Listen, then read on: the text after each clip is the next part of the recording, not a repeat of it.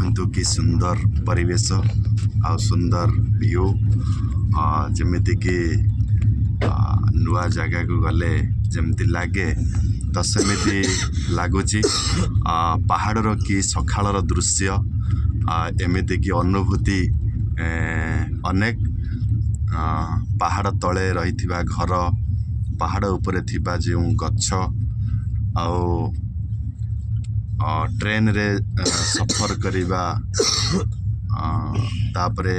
Train रे बसी देखिबा से जो व्यू को कि सुंदरमय देखंतु आपण को जदि भल लागुथिबो तले मो यूट्यूब चैनल को सब्सक्राइब करंतु प्लस गोटे लाइक भी करंतु कमेंट भी करंतु। रहुची जय जगन्नाथ।